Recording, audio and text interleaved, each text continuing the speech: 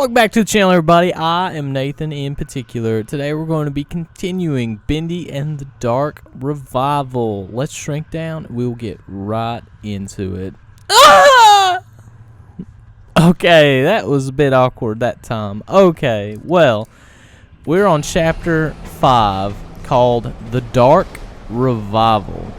Okay, let's see. We got, on the last episode, we got nabbed by a keeper, and we ran into old Wilson here. We also ran into Henry, which was pretty cool. He told us about the ending reel that will reset the entire place. Hey, I'll take that. Oh my god. Okay, that scared me a little bit. This place isn't as safe as it once was. You say stay close.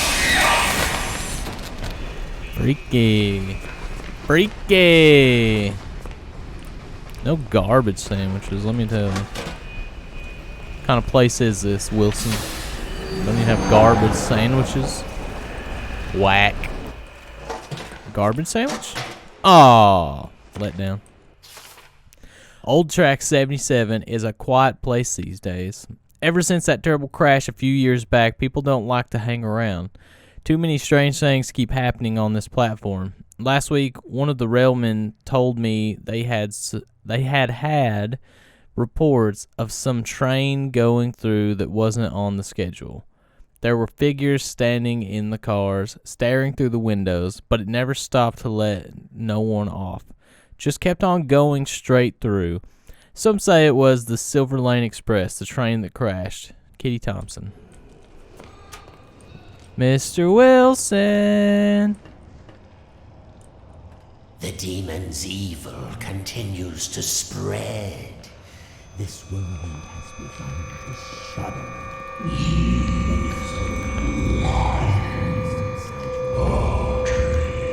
Be quiet. What did you say? Nothing. It was nothing. Almost there. Just a quick stop. Won't take but a moment. Now hear me out. If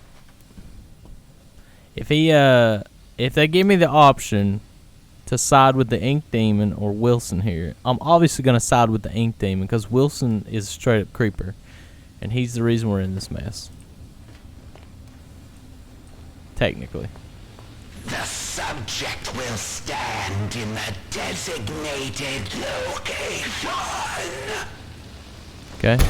Oh my god. Lethal object detected.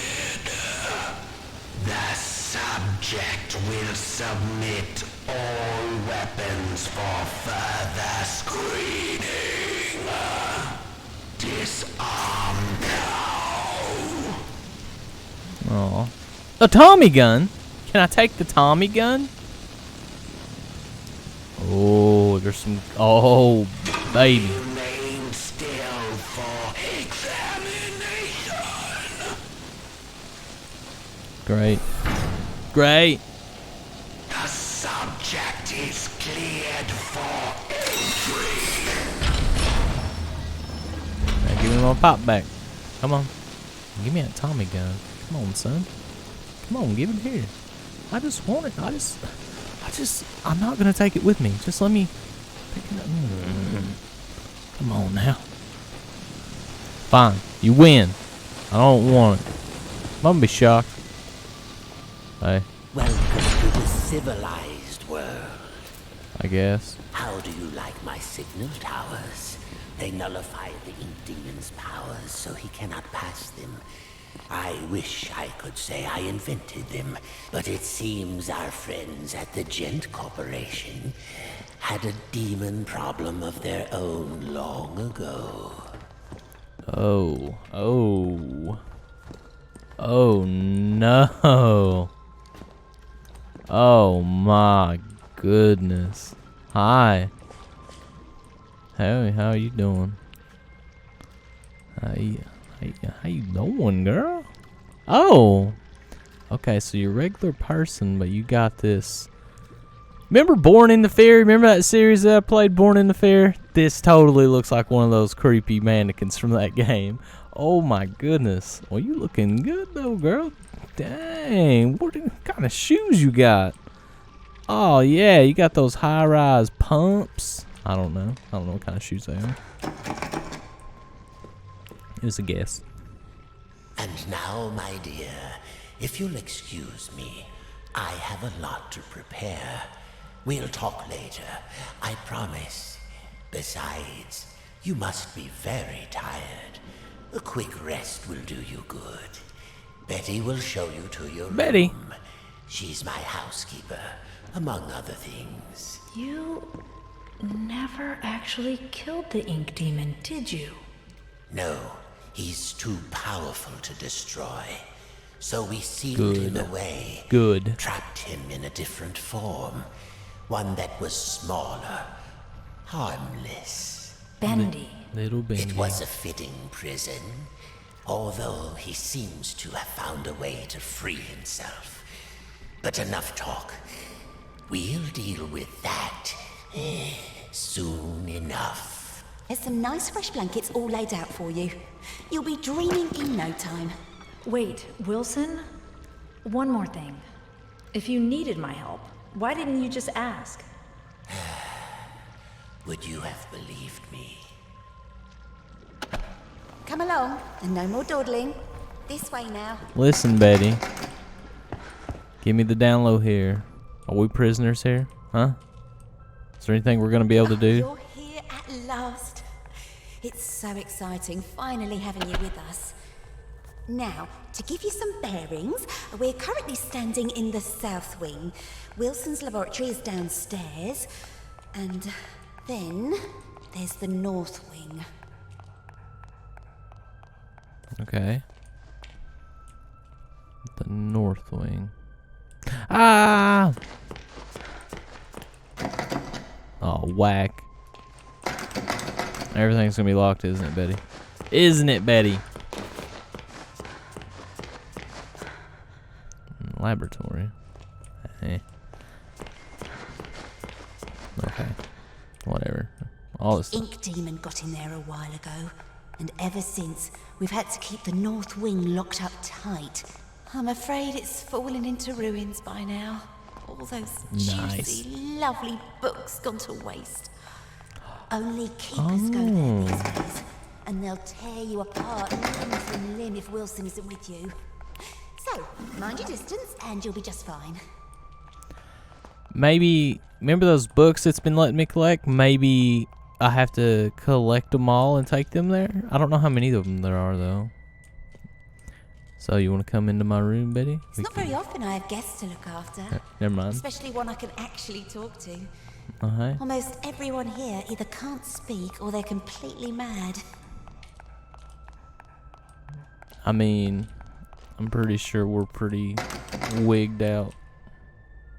Oh, well, I'm just gonna sit here. Huh? Alright, Betty. Right, here we are. Let's Best go. room in the house. Hey. You should see where I sleep. Ugh. You wanna sleep in here with me? This room. Oh, just perfect. I saw Shut up. every detail. Bed is clean. The bathroom is on the left. Sorry about the stains. I did try my best to get them out. Oh, Betty. Your face says horror, but your shoes say classy.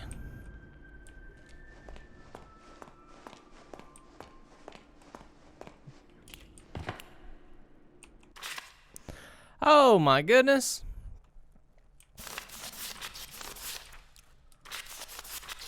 Should we read this? The Mug and the Maiden, Volume 1, by Sir Wilton Moore. Chapter 1, The Dangerous Forest. Once upon a time in a faraway land there lived a mug of cheese. What? But it was not an ordinary mug of cheese as you would find in any home or kitchen of the age. No, this mug of cheese was a distant descendant of one of the three grand flagon kings. the same kings who had charged on horseback to defend their capital city during the unforgettable conquest of the previous century. To which of these flagging kings he hailed from, the mug was unsure. But still, there was honor and courage in his heart.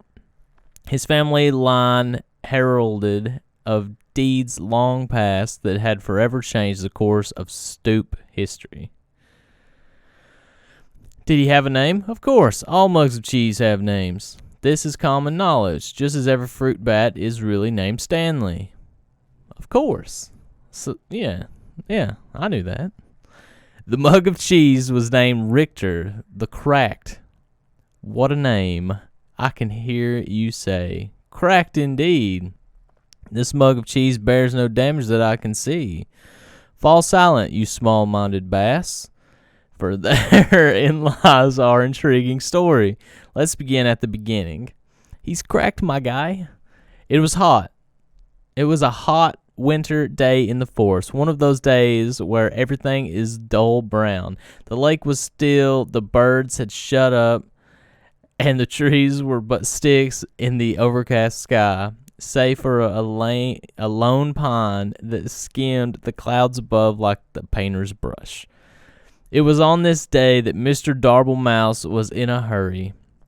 He had just been named as Vermin of the Year by the society brethren that lived under the old church, and it was customary for the honoree to bring fine port, wine, cheese to the ceremony. There were only hours to locate some of the precious cuisine. Fortunately, Mr. Darble Mouse knew exactly where to find it. The dark cellar below the governor's castle, but unfortunately, as he approached the loose plank of wood in the old wall, he failed to realize that the heavy rains that had come during the night had passed moisture into the plank, making it far heavier than usual. Thus, when he pushed the plank with all his might, it lifted just enough to push his body only halfway through, but his strength just couldn't contend with the weight of the plank, and his arms failed. The plank snapped back down, crushing him flat. Wow. After all, this story is not about Mr. Darble Mouse, or had you forgotten the mug of cheese already? I can see how you might connect the two. Mr. Darble Mouse was, after all, looking for cheese, and we were talking about a mug of cheese just before. Sadly, I must inform you that there's no relation between Richter the Cracked and the rodent who is now nothing more than but smushed guts inside the wall. Oh, man. Except that there is, for it was the death of Mr. Darble Mouse that started all the trouble. You see, when things die, they tend to smell, and that's just what Mr. Darble Mouse did. But that's not all. His body, pinned between the outside and inside of the wood wall, had made a perfect passage for the hot winter wind. The wind, therefore, carried the stench of his decaying mouse carcass deeper into the governor's home. Like a snaking, twisting wisp of terror, the smell settled into a little tavern near the courtyard of the castle. Here, soldiers would spend many long hours when there was no bloodlust to soothe with battle. Strong ales and red meats filled the menu from back to front at this rustic medieval greasy spoon. Mostly, the customers came to look upon the barmaiden, Maxine, who was actually named Rita. Rita was, by far, the best-looking creature in all of the governor's country. There was a beautiful deer woman just over the hill, but no one knew that. By day, Rita scrubbed her tavern so clean you could eat off of it, which was fortunate as it was a place you indeed would be eating, since it was a tavern. By night, she served her customers with charm, grace, but mostly with drinks. Did I mention that Rita was married? Well, I am mentioning it now. Rita was married. Her husband's name was James. He didn't do much until he died. The smell of Mr. Darble Mouse knocked him flat, and that, my friends, was that. Oh dear, this story has barely begun, and already we've killed two major characters. Okay. Needless to say, Rita was deeply distressed by the whole thing, but 20 or so minutes later she realized she couldn't mourn forever and went to buy some cheese. Ah, yes, don't worry, dear reader. This time the mention of cheese will probably guide us to meeting our focal hero of the tale. Also, this is a good time to start a new chapter. Chapter 2, a new chapter. Rita entered the cheese shop with her guns blazing. I'm speaking metaphorically, of course, by which I mean she entered the cheese shop quite determined to buy some cheese. This was because, just the night before, as her husband James was taking note of a weird smell in the room, she had invented a delicious new concoction, a cheddar cider. It was sure to be a hit with her patrons. After all, the governor's county only had 2 exports, cheese and grapes, and she couldn't possibly make a drink from a grape. But back to the cheese shop scene. Rita knocked on the counter loudly with her fist, causing the nearby cat to do absolutely nothing as cats do. Okay. From behind the wall, she heard a stir as someone was crashing through piles of cheese to make their way toward her. Emerging gloriously from torn yellow curtains, an old man came into view. He was giant in stature with a long gray beard. Bobbing along and stuck within his beard were all manner of cheese crumbs and wedges, wrapped tightly within his hairs, but yet he held even more cheeses on ropes pulled across his chest, with loops of provolone length like sausage over one shoulder. His eyes were big, and his ears were bigger still. A smile of kindness erupted from his face as he locked eyes with Rita. My, the Kurds are kind to me this hour. Hello and welcome, he bellowed. Rita bowed low and promptly began to cry. The shop owner looked at her, perplexed. What did I say wrong? The barmaid sniffed and snooted and finally answered, Forgive me, for my husband has just died and I'm out of Swiss. Great. I am going to pause now in the story to ask myself why Mr. Darble Mouse went to the cellar in the governor's house for cheese if there was a cheese shop nearby. I think it's best that we overlook this glaring problem in the plot, don't you? Now, back to the story at hand. Rita purchased a large amount of cheese from the shop owner. She bought cheese wheels and cheese melts and cheese slices. She bought cheese whistles and cheese bread. She bought cheese paper and cheese sandwiches. She bought so much cheese, in fact, that she had lost track of all she had obtained. It just dumped all the fromage into a large burlap sack for the return journey to the tavern. Goodbye, Rita, the shop owner called as he waved farewell. Goodbye, Daniel, she called back. His name was Murray, by the way. Okay. Overburdened by her treasures, Rita made her way back home, following the main road to the castle, but as it always happens, the road was now under repair. A man with a skinny mule was plowing up the dirt so that he could put down new cobblestone. 4 of his associates were standing by, watching him. The job would only take a few years to finish, but Rita was in a hurry, so she followed the detour sign that told her to take a different road to her left. Unfortunately, no one could read in the governor's county, so she went right instead. This mishap took her deep into the forest where absolutely nothing of interest happened, except something of interest did happen.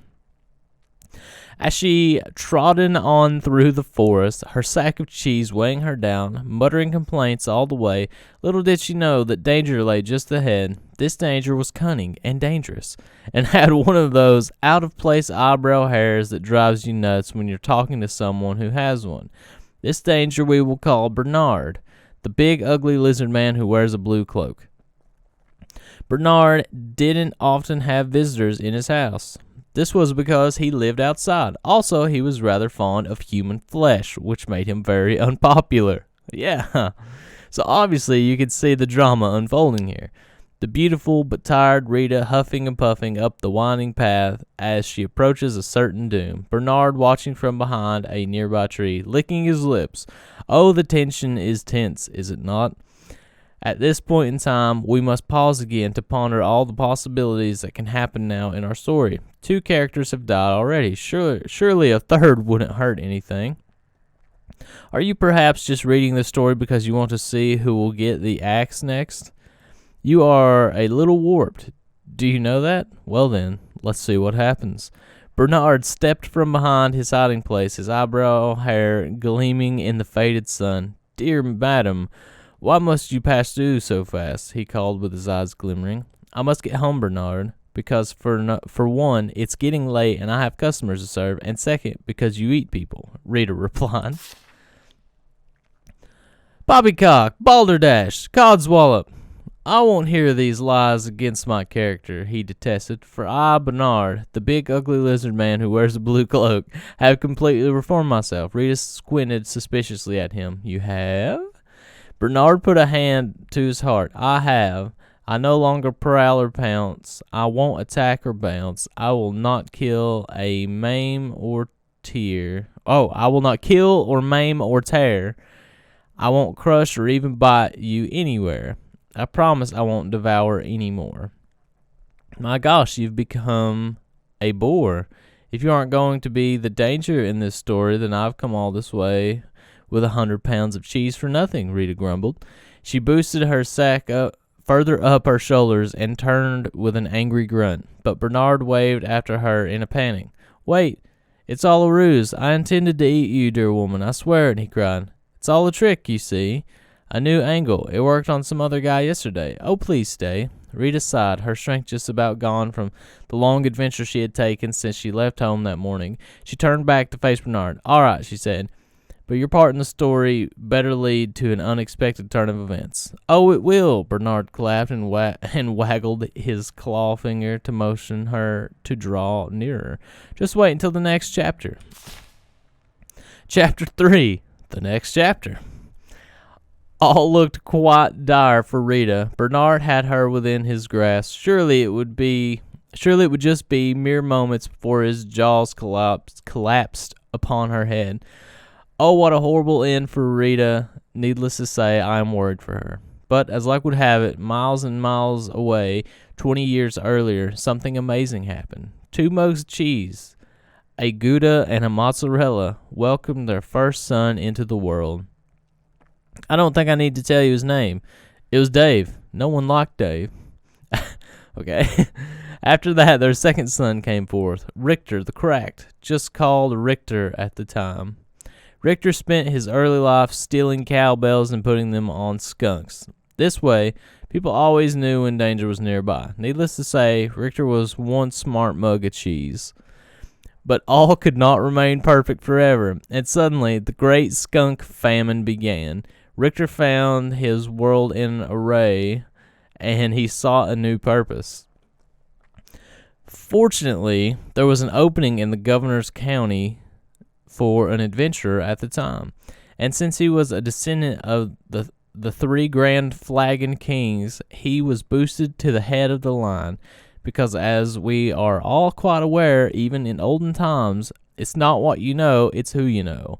Thus the adventures of Richter began. He braved deep dungeons, he slayed the great beasts, he climbed the highest mountain peaks, he sailed around the world despite the fact that he didn't own a boat. Richter was truly the stuff of legend. But did I mention the curse? Yes, fair readers, there is a curse, a fiendish and terrible curse. One morning while Richter was in Governor's County, he came upon a witch named Witch. Of course. This witch had just pulled a pound cake from her oven, where she then proceeded to start ingesting it, right there on the front walk of her home. At once, Richter knew this creature was pure evil. Eating cake this early in the morning without ice cream? This was truly a fiend that needed to be vanquished. Richter jumped her fence and pulled his sword. Would you like some pound cake, the witch offered? It looked quite delicious. Richter would not let himself be seduced into early morning cake, so he approached closer with his weapon at her throat. The witch began to sweat with a mouthful of crumbs. I'll also make a mean scone if you want to wait. Now no gentleman or gentleman could refuse a good scone, so Richter withdrew his sword and patiently waited for the witch to create these new buttery pastries. But what he didn't know was that the witch accidentally had bumped her table and had added within the mixture a vial of cursed liquid. See, I told you there was a curse. You were fair warned. The moment Richter ate the scones, he fell into a deep sleep. The witch, baffled, finished her cake and proceeded to get a civil service job in a nearby town. Okay. As the years rolled by, all that remained of the witch's house was carried off by elves, and her garden became overgrown. This left only Richter, asleep in the forest with no end to his dreaming inside. But the story, thankfully, does not end here.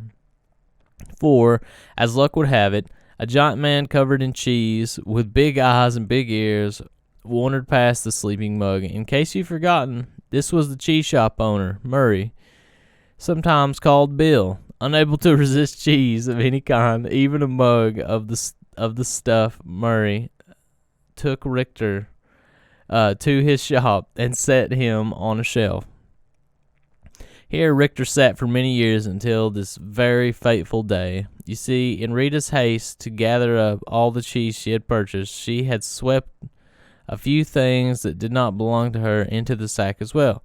These items included the cat on the counter, a personalized pen, Murray's cash box, I think she'll be hearing about this one eventually, and last but not least, Richter himself, still deeply asleep.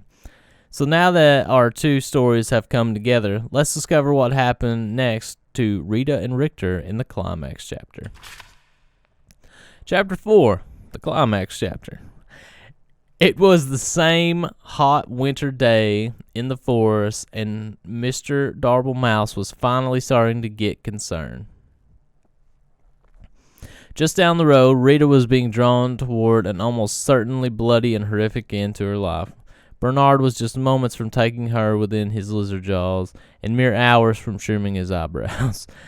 Rita stood her ground. She was no damsel in distress, but simply a person who was pretty darn tired by this point.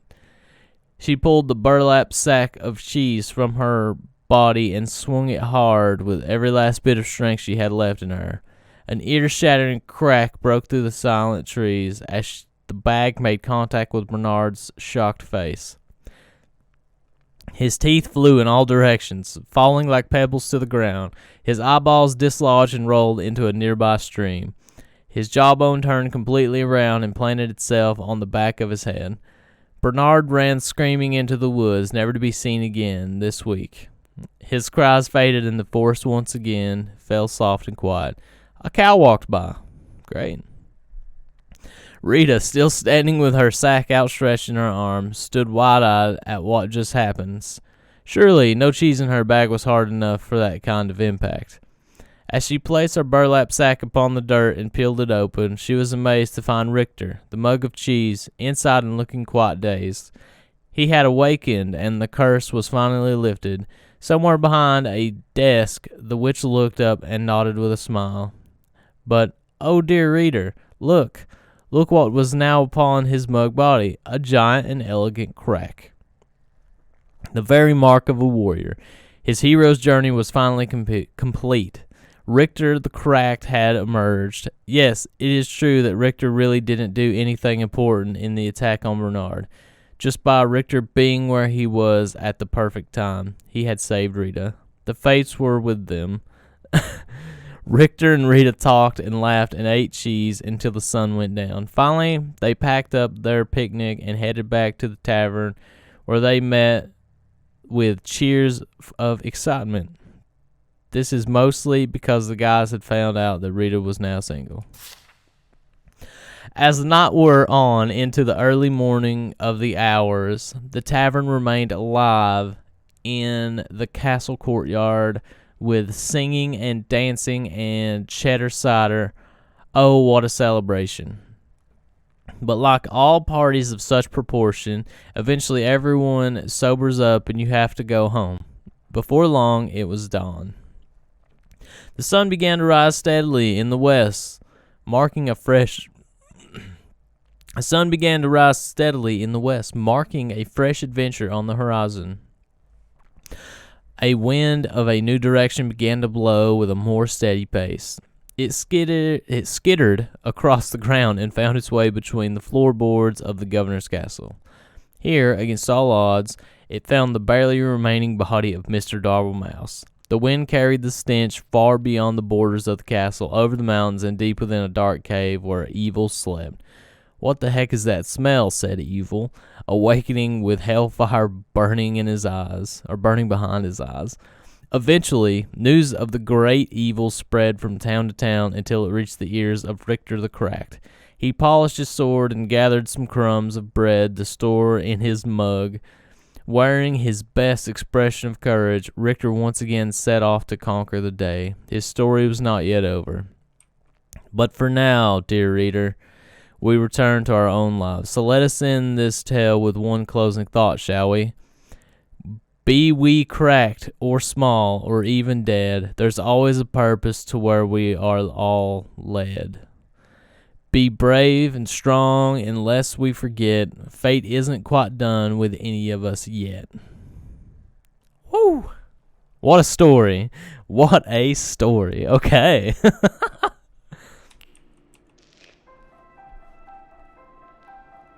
Betty.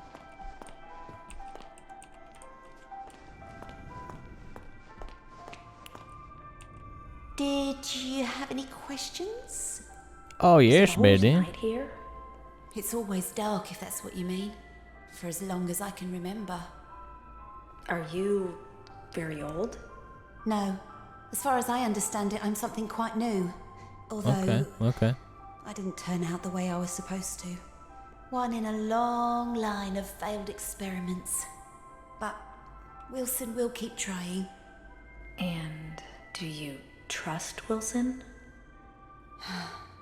This is the realm of the ink demon.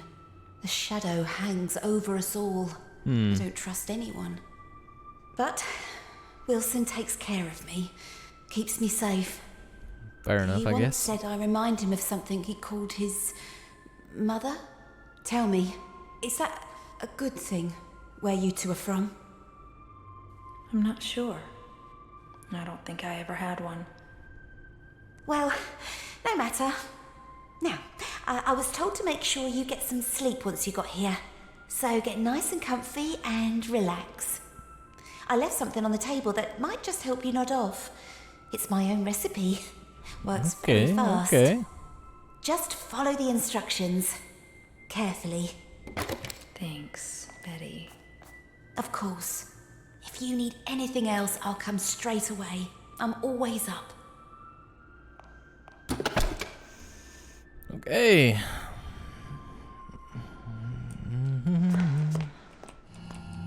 Inspect. Gilson. What's a Gilson? Find a Gilson? Yo, is there a Gilson in my bathroom, bruh? Oh, hey, girl, how you doing? You looking good, son. Can't go that way. Gilson. Where's it? Oh, no. Gilson. No?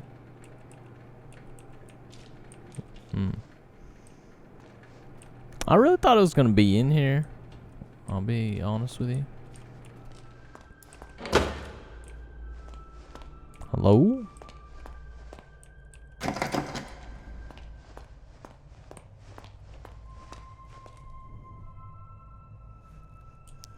Okay, so we could leave the... Oh, here's the audio log. Let's give that a hot listen.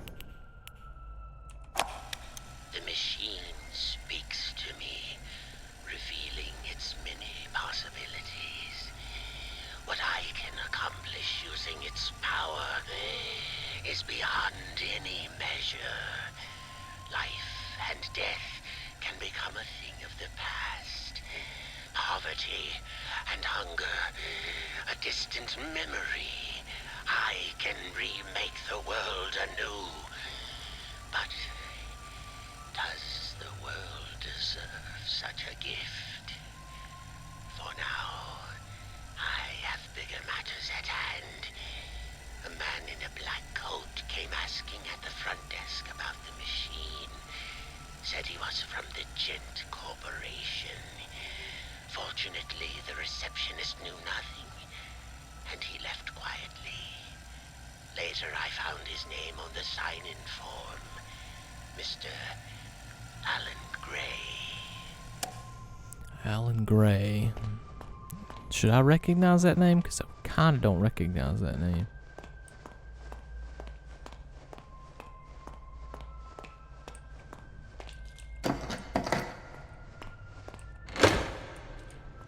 Hello?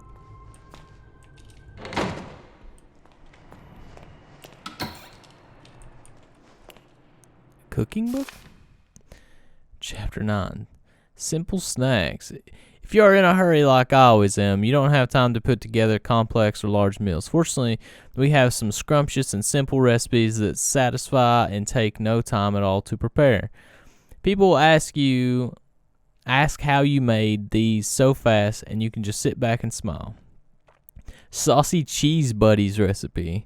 Take a loaf of leftover Italian bread and slice it into 4-inch strips. Lightly butter your bread strips on one side only, and lay them face up on a baking sheet. Toast in your oven for 2 to 6 minutes at 400 degrees, or just until they begin to brown. Sprinkle a thick layer of mozzarella cheese over the strips, and leave them in the oven for just a minute or two to melt the cheese. Remove and serve with your favorite marinara sauce, or spice things up with a little ranch dressing. Quick, easy, and super tasty. Next page, chocolate bacon soup. Nothing Chocolate here. bacon soup. Wow. What's this? Section 4, freshwater critters. The yellow perch. If you find yourself looking for a hard-fighting fish that won't rip your hands, you should look no further than the common yellow perch. This freshwater fish is always quick to bite anything they can get their jaws on. The best way to catch yourself one is work your bait, worms, minnows, and larvae, toward the bottom of the water and guide your line back up. You don't need much seasoning when it comes time to cook it either. The flavor of the yellow perch is built right in. Good eatings. The Gilson fish. This is one strange little fish that is pretty hard to come by. The Gilson is not known to be easy to catch and will ignore most bait. To make matters worse, the Gilson can move very fast, making it a rare sight. In the end, I was able to snatch me up this little guy with a very clever solution. Apparently, the Gilson is sensitive to sound vibrations and will go into shock upon hearing some sweet music. So crank up the tunes and the fish will be easy to grab. Crush up the Gilson into powder and stir it into water for a powerful, soothing drink. So, I'm looking for A fish. a fish? Yes. There's gotta be one here somewhere. Probably. There's a record player in my room. I could probably use that. Chapter 7. Spatial displacement of unknown elements. Let us begin a long wire stretching between 2 points in known time. We will call this length of time euphonic base. From here, we can dispel all needs of societal normalcy and all typically understood junctions of the world we know as the present. Once the euphonic base is achieved, it creates a shared understanding that there must be a space around the wire that is not the wire itself. This space, a Cromley vacuum, could be in itself, a host to many wires running in as many directions as we can perceive. Using a vessel of flow, a flux break, we can escape from our wire to another wire. This allows us not to just reveal these alterate timescapes, but command them with a larger understanding of their existence. Further still, in theory, we can bring elements of one world into another, displacing matter into a new state regardless of the current host wire's rules. The reality and function of the elements becomes a new euphonic base. Cool. Creepy.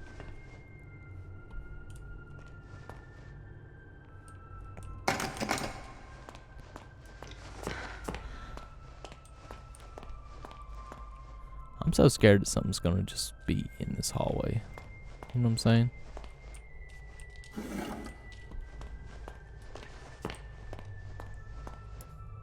Conservative.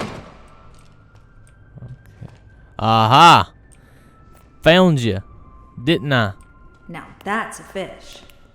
Maybe if it was closer. I gotta push the piano. Yeah.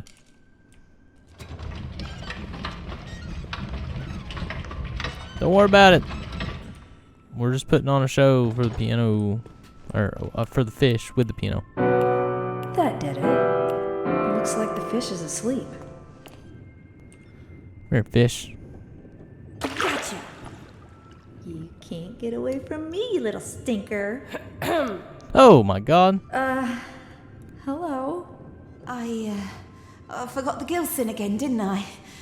And there's some already ground up in the kitchen too. I'll bring it up to your room straight away, shall I? Oh, and maybe you could put Harold back in his tank. He does so hate the dry air. Sorry, Harold. We about to get down on some beats, though.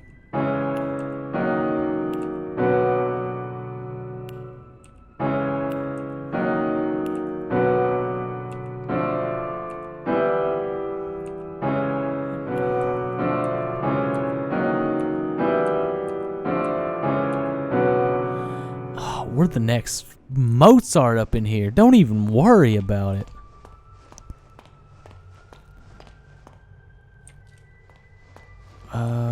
Do I remember where my room is at? That is the question. Ah, it's marked. Got it. Let's go! Look at her. Look at, oh God. Oh, look at this. Look how creepy I look in the dark spot. Oh, man. Okay. So we've got to do this thingamajig right here. So why don't we just make us some nice cocoa bean butter squash nuts. I don't know. It's ink. Now, just 3 sips of water. We're drinking ink, okay? Sip, sip, sip. 1. Wait, why are they making me manually do this? That doesn't make sense. Why would I have to manually do it? 2. Did we put the fish? No, we didn't put the fish. She already had some ground up stuff, right? 3. 3. Oh, yeah. Oh! Jesus Christ.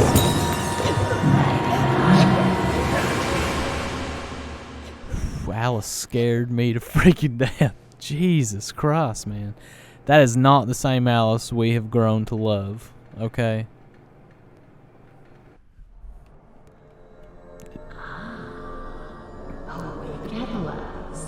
You drugged me. Almost afraid you'd miss my party. What's going on? Oh, it seems you're just a little overwhelmed. Okay. It's all right, honey. I understand.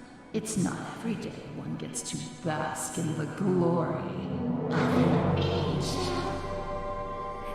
Angel? Alice angel. To be Gross. That's who I am. Sent from above. Impending perfection. What do you want? Right to the chase. I like that. The truth is, honey, you're one of a kind. And to put it bluntly, How what you I doing? want is your face removed, your skin peeled away like paper, and your insides torn out and tossed onto my table. Custom parts, ready for my delicious harvest. And with your generous sacrifice, No. I'll be beautiful. But for now, let's have fun. Ugh. Plenty of time for a bloodbath later. Ooh, how about a game? Heck no. I'll play Get out of a my game face. of riddles. Riddles? What a wonderful idea! No. All right, honey. Here's the deal.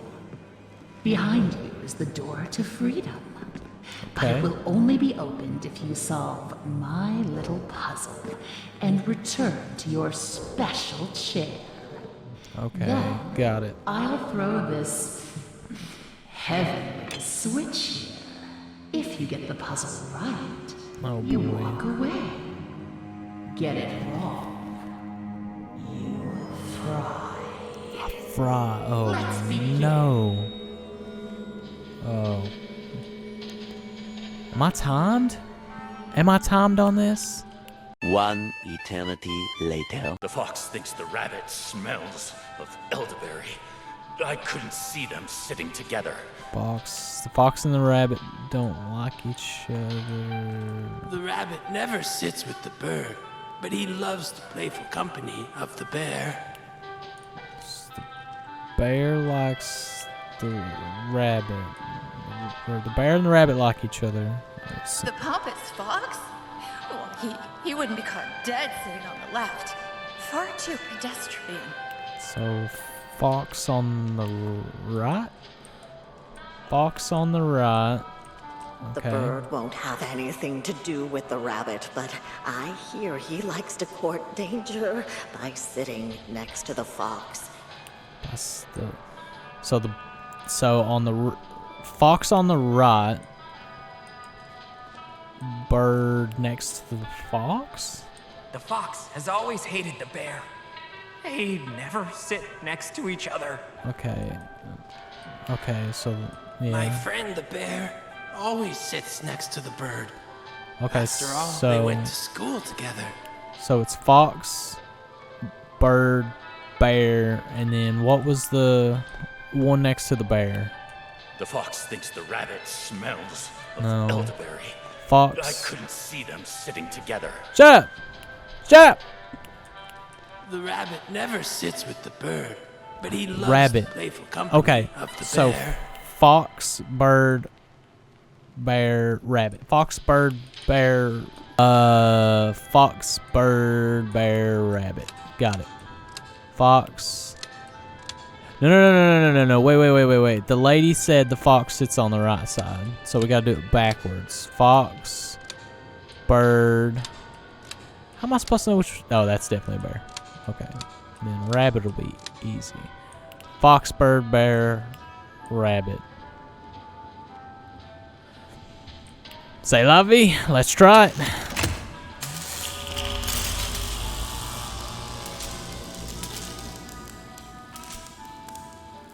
Oh, we're so dead. We're so dead. We got this wrong. I'm calling it now. We got it so wrong. It's such a confusing puzzle. It took me so long trying to figure that out. Oh, no. Alright, well, let's say it. Hold on tight, honey. Here it comes. 3, 2, 1.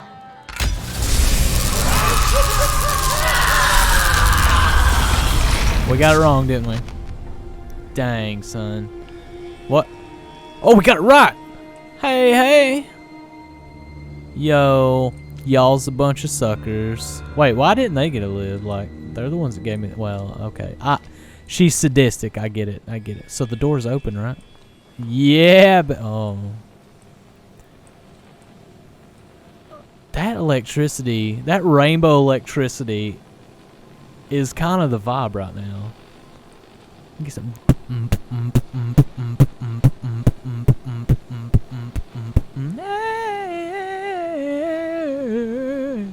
I don't know if that's a real song. If it is, sorry.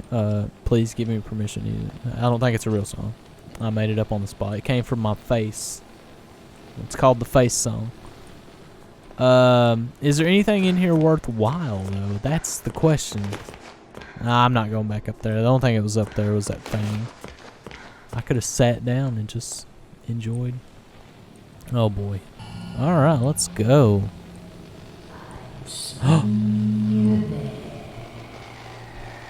What? Nobody likes a party pooper.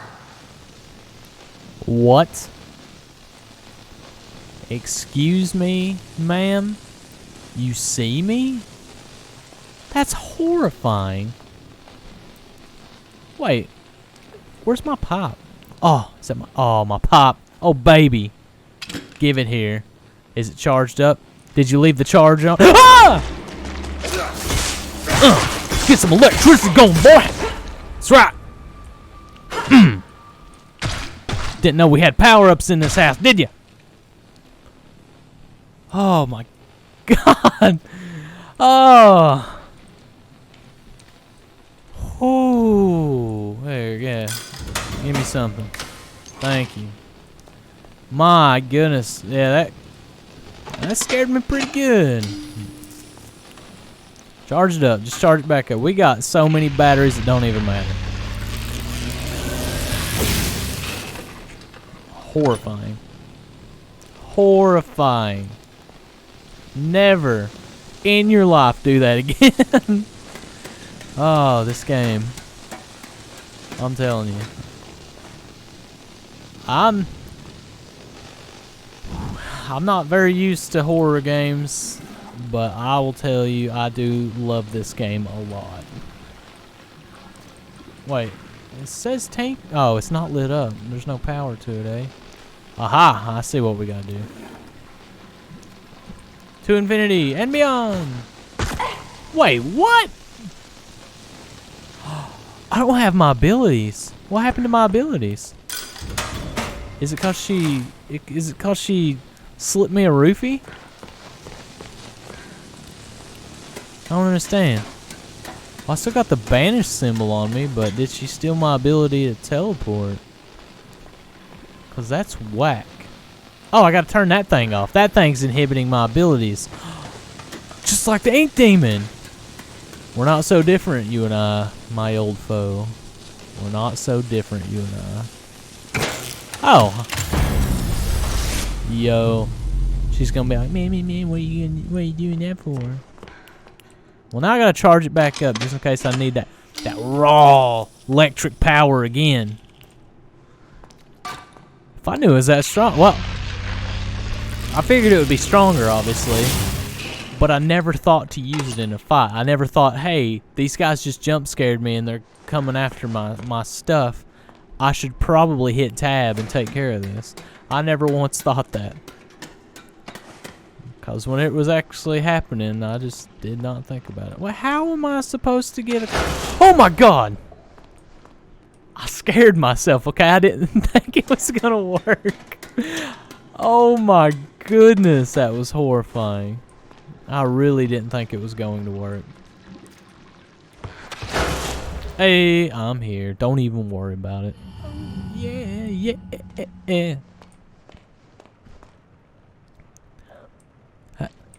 How you doing, girl? How you doing? Got her. She ain't coming back from that one. Oh gosh, please don't jump scare me. Oh my god. Oh gosh. I was expecting a jump scare so bad. No one humiliates an angel. No one. Get out of the way. Still, honey, this is gonna hurt. Boss fight? So we got a boss fight here, right? Take that. Now what are you gonna do?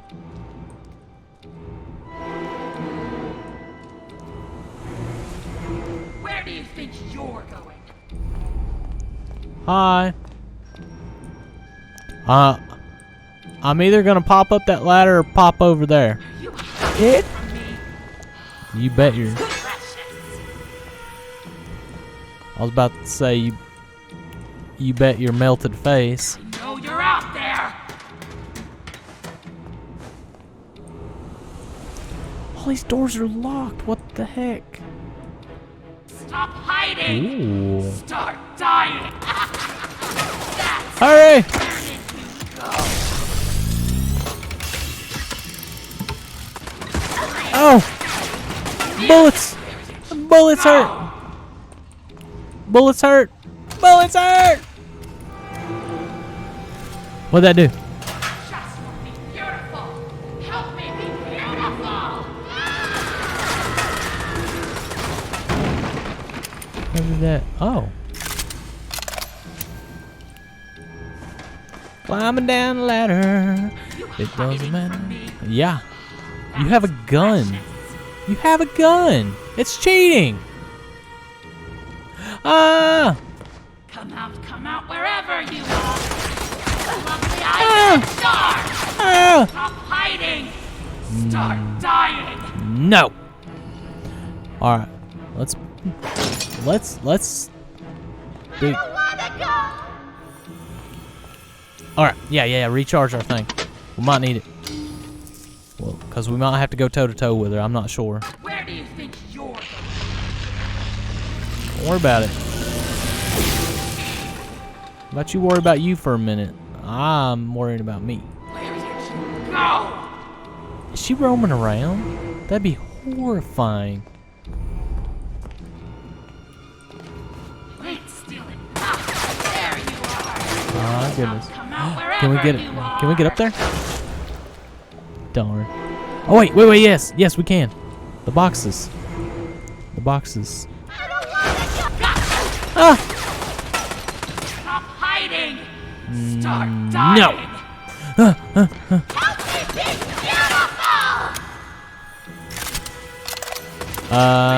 There's nothing over there. Unlock. Let's go. Let's do it. Where do you think you're going? Don't worry about where I'm going. You worry about what you're doing. Go.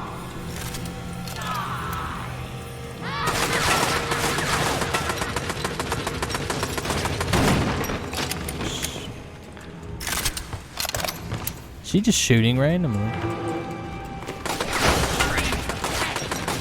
Where did you go? Okay. Freak of ink demon. Yeet. She does not want to go. And I reek of ink demon. Shout out.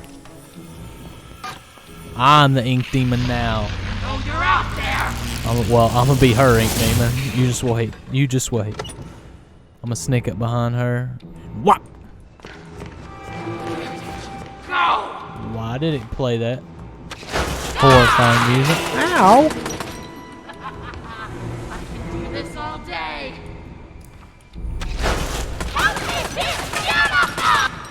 Come out. I wherever missed. You are. Help you be beautiful. Listen, ma'am. You can never be beautiful if your personality is that ugly. Ow! You know what? Where up? There you are. Shortcut. Where do you think you're going? Alright. Shh. We gotta be quiet. We're sneaking up on her. Stop hiding. Start Oh, yeah. dying.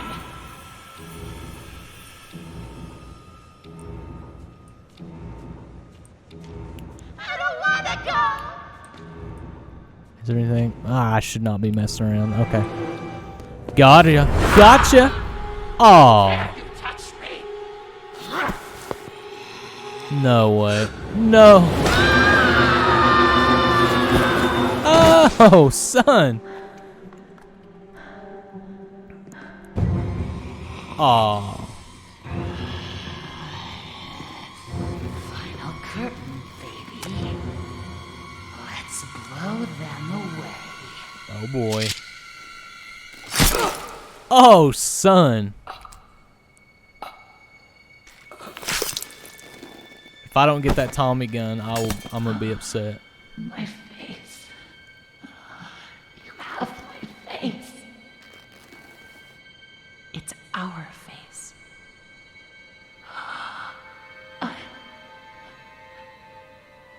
Beautiful. Always were. Well, no.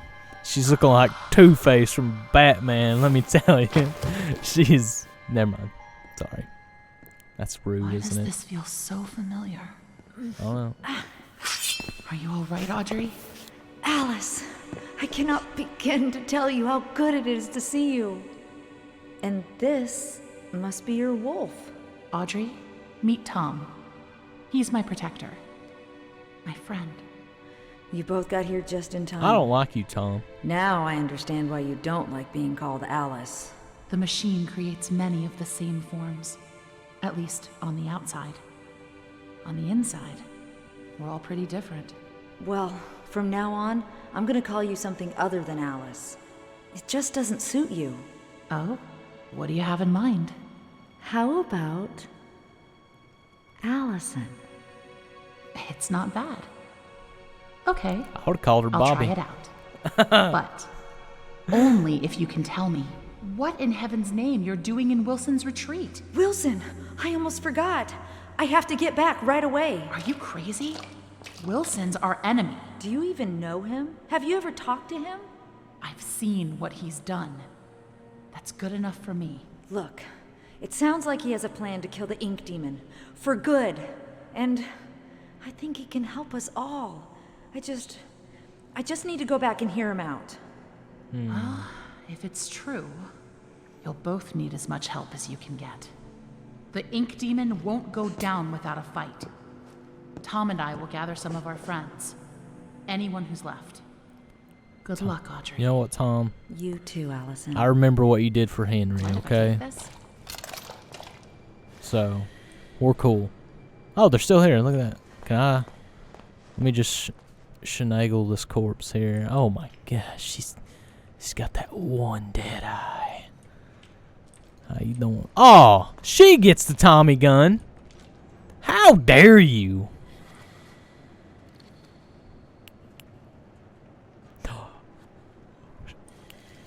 Do we try it?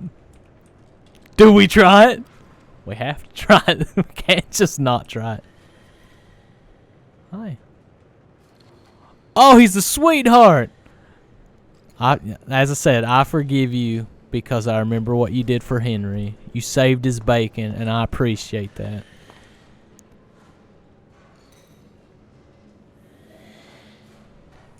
That's some nasty noises right there, let me tell you. We're going to save this game real quick. And we are going to end the video there. Let's get big real quick. Okay, so we met Alice Angel and then watched her get stabbed in the spine. Well, it was more like the rib cage, I suppose you could say. Either way, we put her down. We made her unalived, okay? Unfortunately, there was an awesome Tommy gun, and we could have got it. We could have snaked it. We could have taken it. We could have used it. We would have been powerful. We would have been OP. I'm ranting now because I'm upset about it. We should have got the Tommy gun. But no, Alice got the Tommy gun. Or Allison. I still think we should have called her Bobby, even though I guess that's technically our nickname from Porter. But it's been quite the hectic episode on my end, okay? That puzzle took me a really long time to figure out, okay? A really long time. Like, I cannot tell you how long it actually took. Okay, I'll tell you how long it actually took me. It took me like 40-something minutes to figure out that puzzle because I did not realize that there was a top section of the puzzle to put a code in for a really long time. I thought we were just trying to figure out which one of these people was supposed to be the fox, but it was actually a code I was supposed to put in up that ladder, which I did not know existed until like 30-something minutes later, and then I had to put it together and then go talk to him again and then put it together and then go up there and give it a try, and luckily it was right. I'm ranting now. I'm sorry. I hope you enjoyed the video. Like, subscribe, hit the bell, leave a comment, and as always, I hope you have a good one.